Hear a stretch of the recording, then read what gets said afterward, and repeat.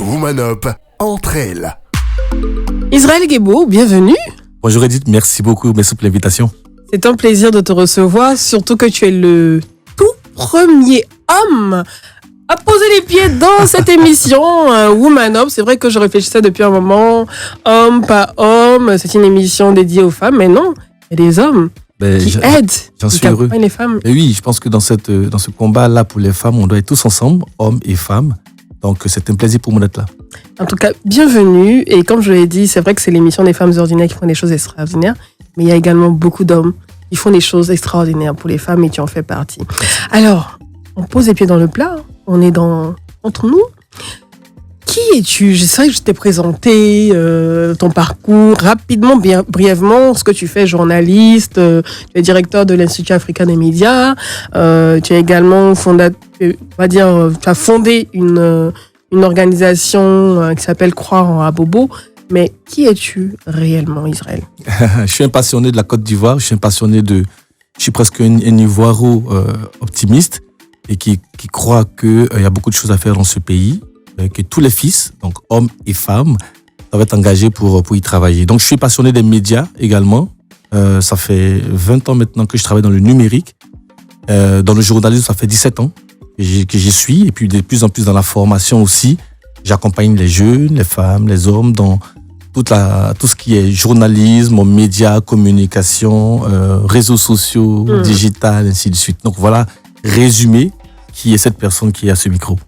Israël, tu es modeste, hein, je vais dire pour nos auditrices et nos auditeurs, parce que tu as parlé de 20 ans. Tu es un dinosaure, tu es un ancêtre, on va dire, des réseaux sociaux, du numérique en Côte d'Ivoire, parce que tu fais partie de ces personnes qui ont un peu façonné l'Internet que nous connaissons aujourd'hui à travers les contenus, à travers le blogging, parce que tu as été web journaliste, et je pense que c'est grâce à toi que je me suis lancée dans le blogging à un moment donné. Tu es un modèle, tu es une icône, et franchement, tu sais... Tu ne vas pas te lancer des fleurs, mais tu es très modeste.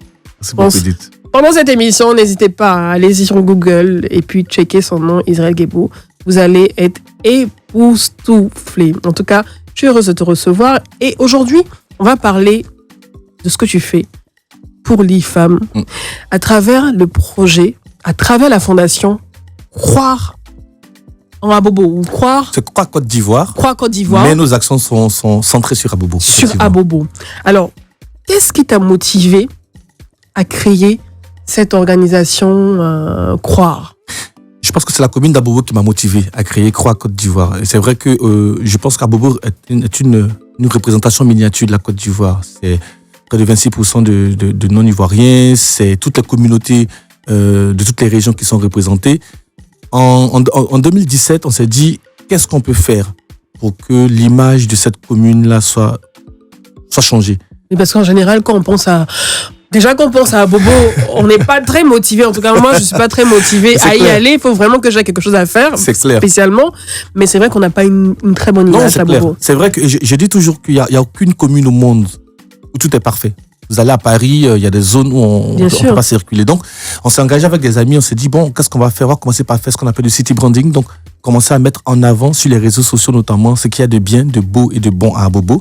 On a créé une plateforme qui s'appelait Believe in Abobo et on a commencé à mettre en avant les artistes, des stars comme Go, Michel, Adrien Koutouan, Abbas, Sérédier, Gervino, donc des personnes comme ça qui sont bien connues dans le monde et qui viennent d'Abobo.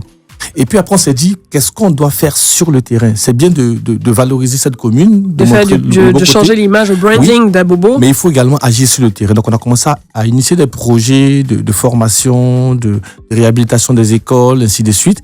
Et après, on s'est dit, il faut qu'on ait une structure, une organisation qui nous permette de pouvoir mieux gérer ces projets-là. Et on a créé la Fondation Croix Côte d'Ivoire en décembre 2021. Et ça va faire bientôt 1 an.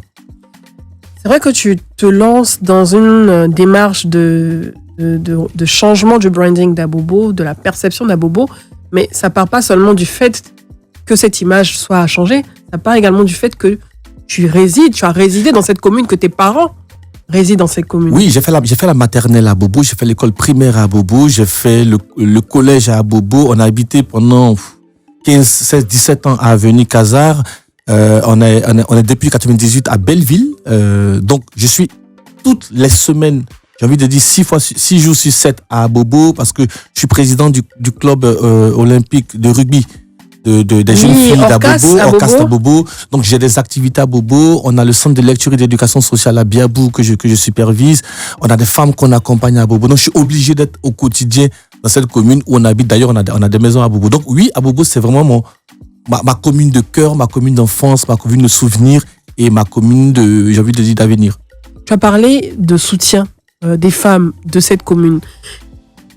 Comment ces femmes impactent au quotidien la vie à Abobo et pourquoi tu as décidé de te focaliser sur elles également? Il faut savoir qu'à Abobo, bon, alors, selon le dernier recensement, on a 1 300 000 personnes. Je pense que on n'a pas tous été recensés. J'imagine. Avec c'est le royaume de l'informel comme certaines communes. Exactement. Donc, Abobo, c'est environ 2 millions de personnes avec 55% de femmes. OK. Et ces femmes-là, qui sont donc les plus nombreuses mathématiquement, ne sont pas forcément les plus valorisées. Il y a beaucoup de freins qui font qu'elles ne sont pas épanouies. L'analphabétisme, le mariage précoce, les conditions de vie, tout ça, font que ces femmes-là ne sont pas mises en valeur. Alors qu'elles sont une force. Oui, une force économique. Une force économique. Déjà qu'on sait que les femmes, en général, travaillent beaucoup plus pour la stabilité du foyer, pour faire rentrer d'argent dans Absolument. le foyer. Donc j'imagine les femmes d'Abobo. Donc elles sont une force. Donc, on ne peut pas venir de cette commune-là et ne pas se pencher sur cette question des femmes. Donc ce que nous on a fait, on s'est dit, bon, la première chose à faire, c'est de contribuer à leur éducation. Je l'ai dit tout à l'heure, l'un des frais à l'autonomisation des femmes, là, c'est l'analphabétisme. Donc on a commencé à initier des projets. Il y a un programme qui s'appelle Alphabet Femmes. En ce moment où je vous parle, il y a près de 130 femmes qui ont appris à lire et à écrire. Et la prochaine étape, c'est qu'elles apprennent à maîtriser le digital. Et ensuite, la troisième phase, c'est apprendre l'anglais. Wow. Ça leur permettra d'avoir une autonomisation beaucoup plus large, une vue beaucoup plus large sur le monde et être beaucoup plus, efficace.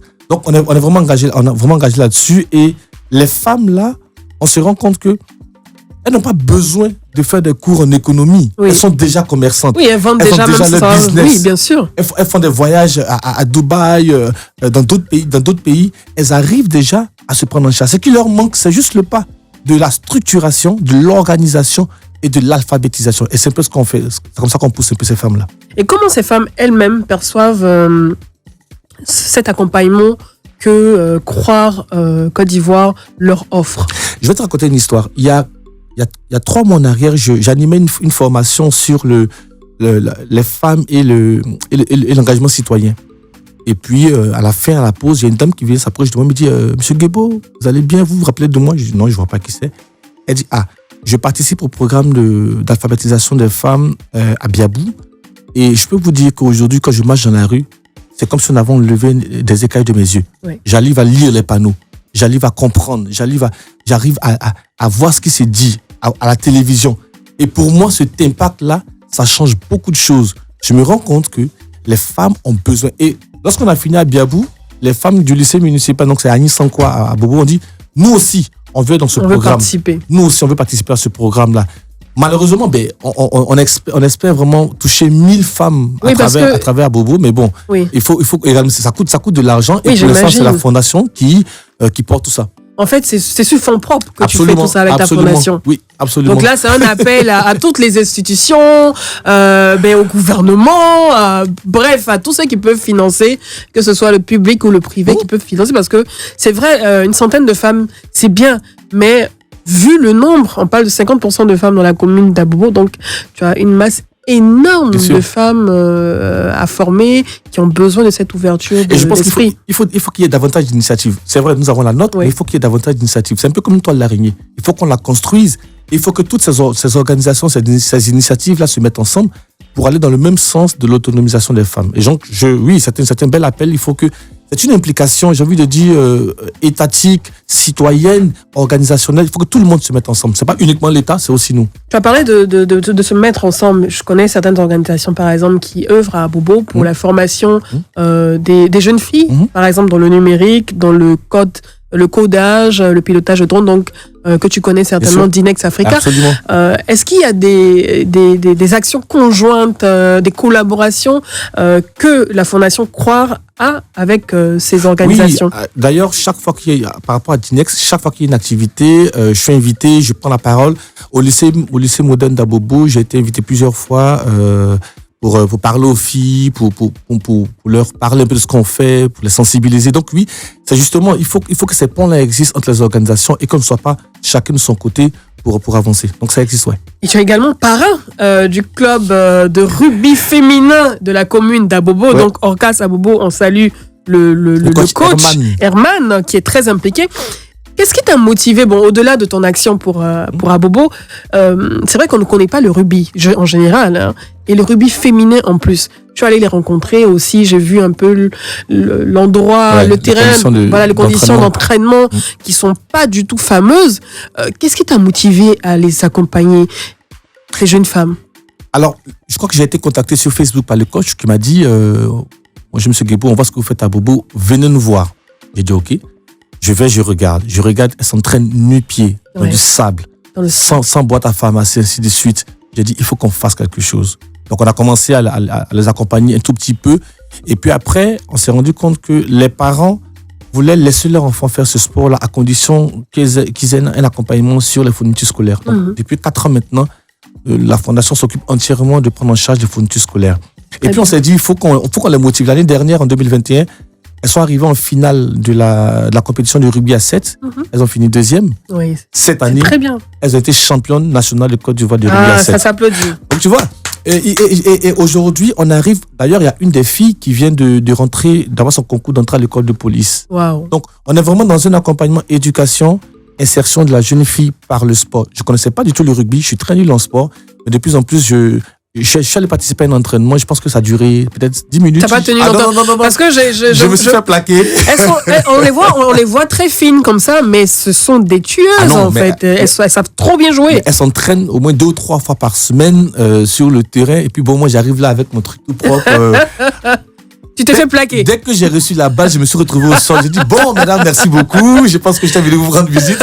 Au revoir. C'était moi. Non, mais c'est une très, très belle initiative qu'il faut accompagner. Et d'ailleurs, on se rend compte, ce club-là a encore besoin. Je disais à quelqu'un, il faut que les entreprises accompagnent. Il y a des entreprises qui sont derrière des clubs de rugby.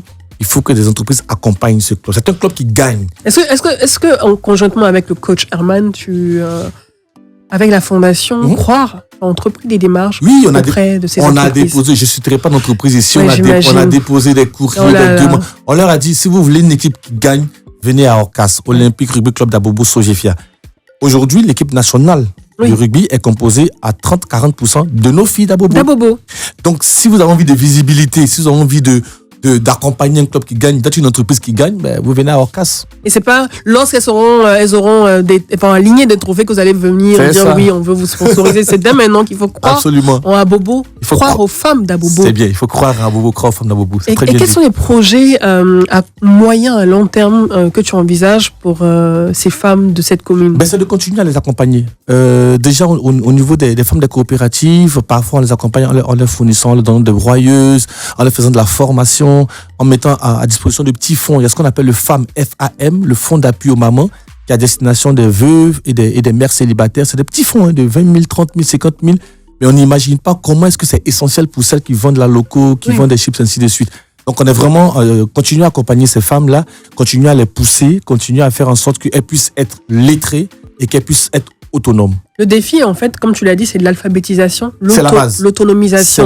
C'est la base. C'est que vous pouvez les financer à hauteur de combien de milliards si elles n'ont pas appris la gestion, si elles n'ont pas appris à lire un contrat, si elles n'ont pas appris à faire recettes, dépenses, bénéfices, chiffre d'affaires, c'est compliqué. Donc, il y a une formation à la base qu'il faut faire. Elles doivent apprendre à lire, à écrire en français, en anglais. Ensuite, maîtriser le monde du digital. Et puis après, maintenant, apprendre à gérer les fonds qu'on leur donne. Merci Israël déjà pour cette première partie. On voit et on constate que tu es véritablement un Iforchi, que tu accompagnes les femmes d'Abobo, mais pas uniquement les femmes d'Abobo, parce que la fondation, c'est la fondation Croire Côte d'Ivoire, donc qui pour l'instant, c'est vrai, se focalise sur Abobo, mais il y aura bien d'autres communes. Bien sûr.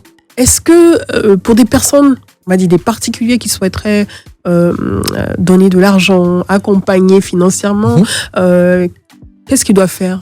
Pour te dire, là, le 30 novembre, on sera à Paris pour une opération de levée de fonds par rapport à Abobo. Ça s'appelle la CAC Paris, la conférence Abobo Connexion pour Paris. Génial. Donc, on va lancer des chefs d'entreprise qu'on a contactés, qui sont sur Abobo, des gens de la diaspora qui vont venir. On va leur présenter les projets dans l'éducation, dans la santé, dans l'accompagnement des femmes, des jeunes, du sport et de la culture. Et il a dit, accompagnez-nous. Donc oui, s'il y a des personnes qui ont envie d'accompagner Abobo, qui ont envie d'accompagner des femmes d'Abobo, vous nous contactez sur nos pages Facebook, Twitter, Instagram, LinkedIn. La fondation est présente partout. Et puis, ou alors vous écrivez à info@croire.ci et on pourra vous répondre. N'hésitez pas, accompagnez, soutenez avec Israël Guébo, ces femmes qui font beaucoup pour la commune d'Abobo, mais également toutes les femmes des communes de Côte d'Ivoire qui font énormément pour la stabilité de notre pays, on va dire la stabilité économique, la stabilité également sociale, parce que les femmes, vous le savez, nous sommes des piliers de la société. On se retrouve dans quelques minutes, juste après cette pause musicale, pour entamer la deuxième partie de cette émission. Life Radio.